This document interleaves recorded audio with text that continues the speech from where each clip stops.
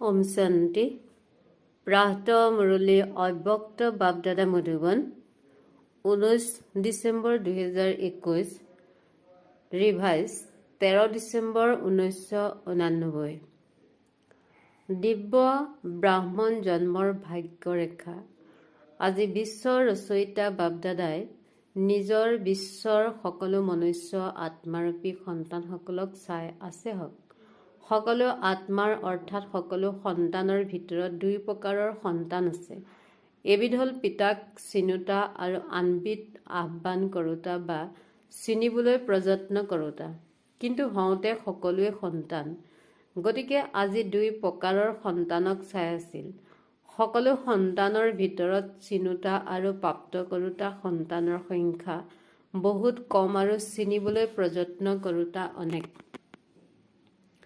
চিনোতা সন্তানসকলৰ মস্তকত শ্ৰেষ্ঠ ভাগ্যৰেখা চিকমিকাই আছিল। সকলোতকৈ শ্ৰেষ্ঠ ভাগ্যৰেখা হৈছে পিতাৰ দ্বাৰা দিব্য ব্ৰাহ্মণ জন্মৰ। দিব্য জন্মৰেখা অতি শ্ৰেষ্ঠ চিকমিকাই আছে। আহ্বান কৰোঁতা সন্তানসকলে নজনা স্বত্তেও এনেকৈয়ে মানে যে ভগৱানে আমাক ৰচনা কৰিছে, কিন্তু নজনাৰ বাবে দিব্য জন্মৰ অনুভূতি কৰিব নোৱাৰে। তোমালোকেও কোৱা আমাক বাপদাদাই দিব্য জন্ম দিলে। তেওঁলোকেও কয় ভগৱানে ৰচিলে ভগৱানেই ৰচয়িতা হয়, ভগৱানেই পালন কৰোঁতা হয়। কিন্তু দুয়োৰে কোৱাৰ মাজত পাৰ্থক্য আছে। তোমালোকে অনুভৱেৰে নিচাৰে জ্ঞান সহিত কোৱা যে আমাক বাপদাদাই মাতা পিতাই ৰচিলে অৰ্থাৎ ব্ৰাহ্মণ জন্ম দিলে। ৰচনা জন্মক জন্মৰ প্ৰতিকাক দিব্য জন্মৰ বৃদ্ধি আৰু সিদ্ধি সকলো জানা। প্ৰত্যেকৰে নিজৰ দিব্য জন্মৰ জন্মদিন স্মৃতিত আছে নহয়। এই দিব্য জন্মৰ বৈশিষ্ট্য কোনটো? সাধাৰণ জন্মধাৰী আত্মাই নিজৰ জন্মদিন বেলেগে পালন কৰে, বন্ধুত্বৰ দিন বেলেগে পালন কৰে, পঢ়িবলৈ লোৱাৰ দিন বেলেগে পালন কৰে। আৰু তোমালোকে কি ক'বা? তোমালোকৰ জন্মদিনো সেয়াই, বিবাহৰ দিন আৰু পঢ়িবলৈ লোৱাৰ দিনো সেয়াই। মাতৃ দিৱস পিতৃ দিৱস বুলিয়ে কোৱা, আঙুঠি পিন্ধোৱা দিন বুলিয়ে কোৱা, সকলো একেই। এনেকুৱা দিব্য জন্মৰ কথা কেতিয়াবা শুনিছানে? গোটেই কল্পত এনেকুৱা দিন তোমালোক আত্মাসকলৰ বাবে পুনৰ কেতিয়াও নাহে। সত্যযুগতো জন্মদিন আৰু বিবাহৰ দিন একে নহ'ব, কিন্তু এই সংগম যুগৰ এই মহান জন্মৰ এইটো বৈশিষ্ট্যও হয় আৰু বিচিত্ৰতাও হয়। এনেইতো যিদিনা ব্ৰাহ্মণ হোলা সেই দিনটিয়েই জন্মদিন, সেই দিনটিয়েই বিবাহৰ দিন হয়। কিয়নো সকলোৱে এইটোৱে প্ৰতিজ্ঞা কৰা একমাত্ৰ পিতা দ্বিতীয় কোনো নাই। এইটো দৃঢ় সংকল্প প্ৰথমেই কৰা নহয়, তোমাৰ সৈতেই খাওঁ, তোমাৰ সৈতেই বহোঁ, তোমাৰ সৈতেই সকলো সম্বন্ধ ৰক্ষা কৰোঁ। সকলোৰে এইটো প্ৰতিজ্ঞা কৰিলা নহয়। পাণ্ডৱসকলে, মাতাসকলে, কুমাৰীসকলে সকলোৱে প্ৰতিজ্ঞা কৰিছা। গতিকে সপোনতো অন্য কলৈকো মন যাব নোৱাৰে। এনেকুৱা দৃঢ় হোৱা নহয় যে কোনোবা সংগী লাগে, সেৱাৰ কাৰণে কোনোবা বিশেষ সংগী লাগে। তেন্তে সংগী দিৱস কাৰ পালন কৰিবা? সেৱাধাৰী সংগীৰ নে পিতা সংগী নহয় তেওঁ দিৱস পালন কৰিবা? সেয়া কৰোঁতাই হওক বা সেৱা লওঁতাই হওক, কিন্তু সেৱাৰ সময়ত সেৱা কৰিলা, তাৰ পাছত ইমান উপ্ৰাম আৰু স্নেহী হৈ যোৱা যে অলপো বিশেষ অধীনতা নাথাকে। যিয়ে সেৱাত সহায় কৰিব তেওঁ বিশেষ হ'ব নহয় জানো? ভায়েই হওক বা ভগ্নীয়েই হওক, যিয়ে বিশেষ সেৱা কৰে তেওঁ বিশেষ অধিকাৰো ৰাখিব। গতিকে সেৱাৰ সংগী হোৱা, কিন্তু সাক্ষী হৈ সংগী হোৱা। সাক্ষীভূত পাহৰি যোৱা, গতিকে কেৱল সংগী হ'লে পিতাক পাহৰি যোৱা যায়। সাক্ষী হৈ ভূমিকা পালন কৰাৰ অভ্যাস কৰা। প্ৰত্যেক সন্তানৰ মস্তকত বিশেষ 4 প্ৰকাৰৰ ভাগ্যৰেখা চিকমিকাই থাকে। দিব্য জন্মৰেখা, পৰমাত্মা প্ৰতিপালনৰ ৰেখা, পৰমাত্মা পঢ়াৰ ৰেখা আৰু নিস্বাৰ্থ সেৱাৰ ৰেখা। সকলোৰে মস্তকত 4 প্ৰকাৰৰ ভাগ্যৰেখা চিকমিকাই আছে, কিন্তু চিকমিকনিত আৰু সদায় একৰস বৃদ্ধিপ্ৰাপ্ত কৰাত পাৰ্থক্য থকাৰ কাৰণে চিকমিকনিত পাৰ্থক্য দেখা যায়। আদিৰ পৰা এতিয়ালৈকে 4 প্ৰকাৰৰ ৰেখা সদায় যথাৰ্থ ৰূপত থাকিব, সেয়া বহুত কম সংখ্যকৰ আছে। মাজে মাজে কিবা নহয় কিবা কথাত ভাগ্যৰেখা হয়তো খণ্ডিত হয়, নহ'লে চিকমিকনি কম হয়, স্পষ্ট নহয়, যিদৰে হস্তৰেখাও দেখিবলৈ পোৱা নহয়। কাৰোবাৰ খণ্ডিত হয়, কাৰোবাৰ একৰস হয়, কাৰোবাৰ স্পষ্ট হয়, কাৰোবাৰ স্পষ্ট নহয়। বাপদায়ো সন্তানসকলৰ ভাগ্যৰেখা চাই থাকে। দিব্য জন্মটো সকলোৱে লোলা, কিন্তু দিব্য জন্মৰেখা খণ্ডিত হয় বা স্পষ্ট নহয়, কিয়নো নিজৰ জন্মৰ ধৰ্মত অখণ্ড হৈ নচলে, সেয়েহে তেওঁলোকৰ ভাগ্যৰেখা খণ্ডিত হয়। ধৰ্ম কি, কৰ্ম কি সেয়াটো জনা নহয়। সেইদৰে পৰমাত্ম প্ৰতিপালনতো সকলো ব্ৰাহ্মণ চলি আছে। সমৰ্পিত হওক বা প্ৰবৃত্তিত থকাই হওক, কিন্তু পিতাৰ নিৰ্দেশনা মতে চলি আছে। প্ৰবৃত্তিত থকা হলে কি কব? নিজৰ উপাৰ্জন খোৱা নে পিতাৰ খোৱা? পিতাৰ খোৱা নহয়, কিয়নো নিজৰ সকলো পিতাক দি দিলা, তেন্তে পিতাৰে হল নহয় জানো? যদিও উপাৰ্জন কৰা, কিন্তু উপাৰ্জিত ধন পিতাক হস্তান্তৰ কৰা নে নিজৰ কামত খটুৱা? নিমিত্ত হোৱা নহয়। নিমিত্তৰ নিজৰ একো নাথাকে। গৃহস্থিত নিজৰ ভাৱ থাকে। নিমিত্ত অৰ্থাৎ সকলো পিতাৰ। নিজ হাতেৰে ভোজন ৰান্ধা, তেতিয়াও ভাবা নহয় যে ব্ৰহ্মা ভোজন খাই আছো। প্ৰথমে ভোগ কালৈ আগবঢ়োৱা? পিতাক অৰ্পণ কৰা নহয়। অৰ্পণ কৰা অৰ্থাৎ পিতাৰ খোৱা, ব্ৰহ্মা ভোজন খোৱা। যদিও সন্তানসকলৰ প্ৰতিও আগবঢ়োৱা, সেয়াও নিৰ্দেশনা অনুসৰি আগবঢ়োৱা। যিদৰে সমৰ্পিত ভগ্নী বা ভাতৃয়ে ভিন ভিন কাৰ্যত তন মন খটুৱাই আৰু ধনো খটুৱাই, সেইদৰে প্ৰবৃত্তিত থকা হলেও তনেই খটুৱাওক বা ধনেই খটুৱাওক, পিতাৰ শ্ৰীমত অনুসৰিয়ে আমানত বুলি ভাবি খটুৱা। এনেকৈ কৰা নহয়। ন্যাসৰক্ষী হৈ নিজৰ মতটো মিহলি নকৰা নহয়। তেন্তে পৰমাত্মা প্ৰতিপালন সকলো ব্ৰাহ্মণ আত্মাই পাই আছে। প্ৰতিপালন কৰা হয় শক্তিশালী কৰি তুলিবৰ বাবে। মাতৃৰ প্ৰতিপালনৰ প্ৰত্যক্ষ ৰূপ কি হয়?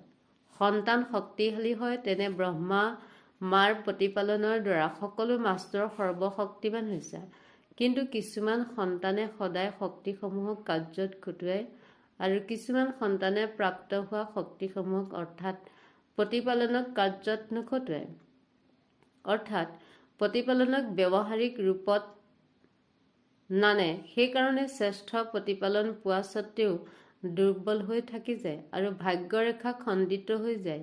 সেইদৰে পঢ়াৰ ৰেখা, পঢ়াৰ লক্ষ্য উদ্দেশ্যই হৈছে শ্ৰেষ্ঠ পদ প্ৰাপ্ত কৰা।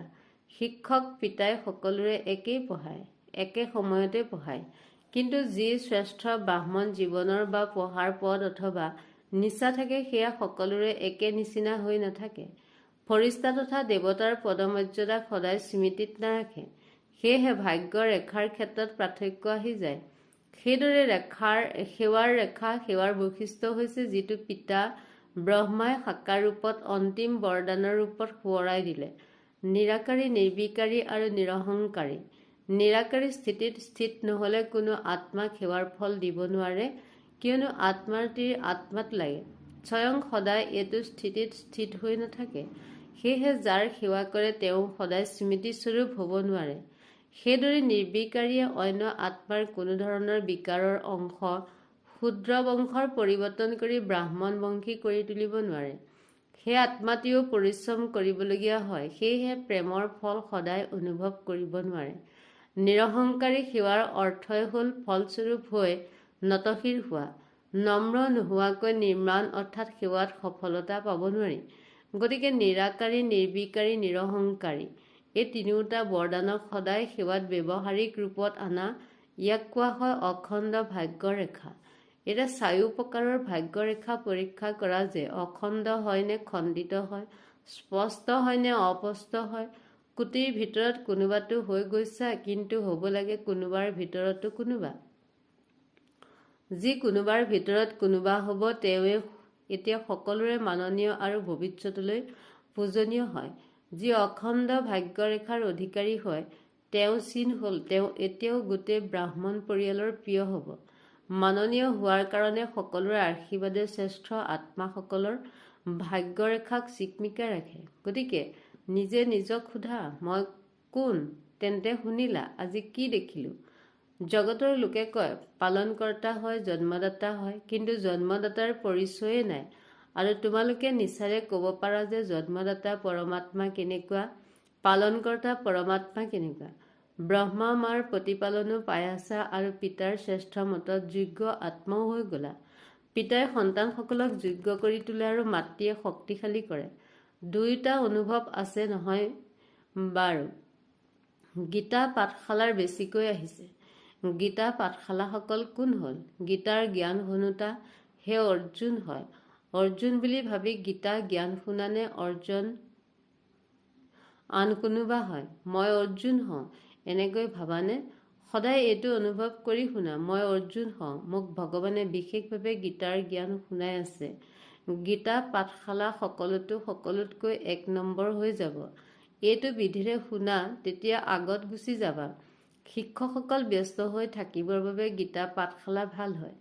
গীতা পাঠশালাই চক্ৰৱৰ্তীও কৰি তোলে, ব্যস্ত কৰিও ৰাখে, বৃদ্ধিও ভাল হয়, পৰিশ্ৰম কম, সহায়কাৰী বেছি হয়। মহিমাটো গীতা পাঠশালা সকলৰে হয় নহয় জানো? সেয়েহে গাঁওবাসীসকল পিতাৰ প্ৰিয় হয়। ডাঙৰ স্থানত মায়াও ডাঙৰ ৰূপত আহে। গাঁওবাসীসকলৰ ওচৰত মায়া গাঁওবাসী হৈ আহে। সেয়েহে গাঁওবাসী বহুত ভাল হয়। বেছি সংখ্যা কাৰ? কিন্তু এতিয়াতো সকলো মধুবন নিবাসী হোৱা। সকলো শিক্ষকৰ স্থায়ী ঠিকনা কি? মধুবন নহয় জানো? সেয়া দোকান, এয়া ঘৰ। বেছিকৈ স্মৃতিত কি থাকে, ঘৰ নে দোকান? কিছুমানৰ দোকান বেছিকৈ স্মৃতিত থাকে। শুলেও দোকান স্মৃতিলৈ আহিব। তোমালোকে য'ত বিচৰা বুদ্ধিক স্থিৰ কৰিব পাৰা।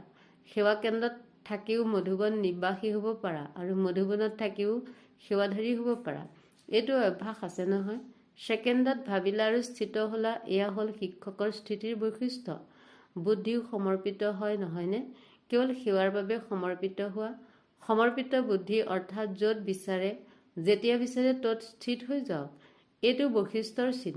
বুদ্ধিৰ সহিত সমৰ্পিত এনেকুৱা কোৱা নহয়নে বুদ্ধিৰে আধা সমৰ্পিত আৰু শৰীৰে পূৰা সমৰ্পিত।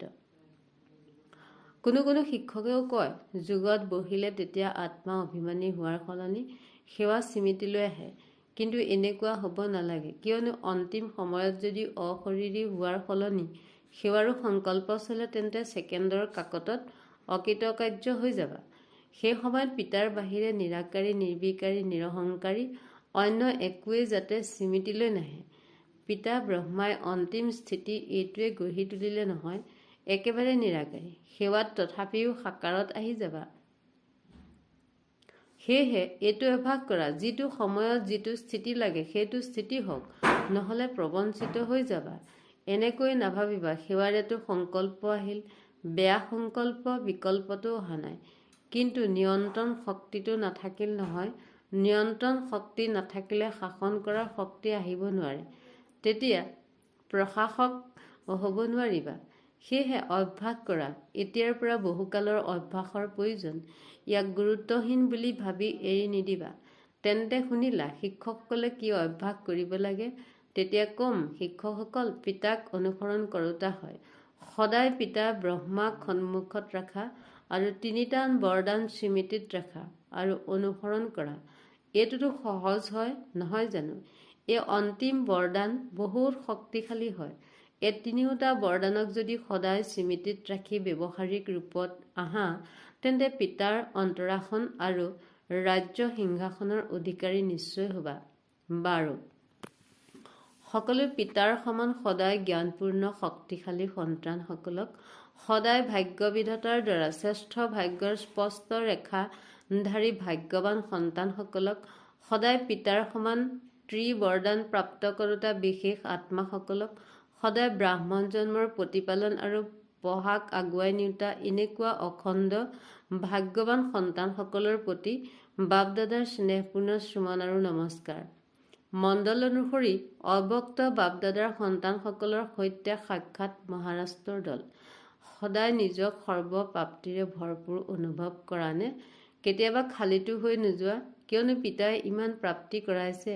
যদি সৰ্বপ্ৰাপ্তি নিজৰ মাজত জমা কৰা তেন্তে কেতিয়াও খালী হ'ব নোৱাৰা। এইটো জন্মৰতো কথাই নাই, কিন্তু অনেক জন্মও ইয়াৰ ভৰপূৰ অৱস্থা লগত থাকিব। গতিকে যিহেতু ইমান দিছো যি ভৱিষ্যতলৈ চলিব, তেন্তে এতিয়া খালী কেনেকৈ হ'বা? যদি বুদ্ধি খালী হৈ থাকে তেন্তে অস্থিৰতা থাকিব। যিকোনো বস্তু যদি পৰিপূৰ্ণ নহয় তেন্তে তাত অস্থিৰতা থাকে। গতিকে ভৰপূৰ হোৱাৰ চিন হ'ল মায়া অহাৰ ঠাই নাথাকে। মায়াইহে অস্থিৰ কৰে। তেন্তে মায়া আহে নে নাহে? সংকল্পটো আহেনে? মায়াৰ ৰাজ্যটো আধাকল্প অনুভৱ কৰিলা আৰু এতিয়া নিজৰ ৰাজ্যলৈ গৈ আছা। যেতিয়া মায়াজিত হ'বা তেতিয়া আকৌ নিজৰ ৰাজ্য আহিব আৰু মায়াজিত হোৱাৰ সহজ সাধন হৈছে। সদায় সৰ্বপ্ৰাপ্তিৰে ভৰপূৰ হৈ থাকা। কোনো এটা প্ৰাপ্তিৰ পৰাও বঞ্চিত হৈ নাথাকিবা। সৰ্বপ্ৰাপ্তি হওক এনেকুৱা নহয়, এয়াতো আছে এটা কথা নাই তেন্তে কোনো আপত্তি নাই। যদি অলপো অভাৱ থাকে তেন্তে মায়াই এৰি নিদিব, সেই স্থানৰ পৰাই জোকাৰিব। গতিকে মায়া অহাৰ ঠায়ে যাতে নাথাকে। আহি গ'ল আৰু খেদা, তেন্তে তাত সময় নষ্ট হয়। সেয়েহে মায়াজিত হোৱা। এনেকৈ নাভাবিবা যে 2 বছৰ 3 বছৰত হৈ যাব। ব্ৰাহ্মণৰ কাৰণে শ্লোগান হৈছে এতিয়া নহ'লে কেতিয়াও নহ'ব। এতিয়া সময়ৰ বেগ অনুসৰি যিকোনো সময়ত যিকোনো কথাই হ'ব পাৰে। সেয়েহে তীব্ৰ পুৰুষাৰ্থী হোৱা। ভাল বাৰু। বৰদান: সময় আৰু সংকল্প সহিত নিজৰ সকলো সম্পদ ইচ্ছাপ্ৰত্ত কৰি দি দিওঁতা মছজিদ হোৱা। যিদৰে সন্তানক সকলো ইচ্ছাপ্ৰত্ত কৰি দিয়া হয় সেইদৰে তোমালোকেও পিতাক নিজৰ উত্তৰাধিকাৰী কৰি সকলো ইচ্ছাপ্ৰত্ত কৰি দি দিয়া। তেতিয়া ইচ্ছা শক্তি আহি যাব।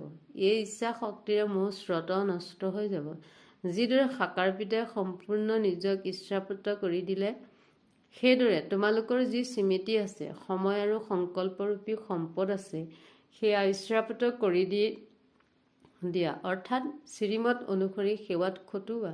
তেতিয়া মছজিদ বন্ধনমুক্ত হৈ যাবা। শ্লোগান: ইজন সিজনৰ স্নেহী হ'বৰ বাবে সৰলতা আৰু সহনশীলতাৰ গুণ ধাৰণ কৰা। ওম শান্তি। সূচনা: আজি মাহৰ 3য় ৰবিবাৰ আন্তঃৰাষ্ট্ৰীয় যোগ দিৱস।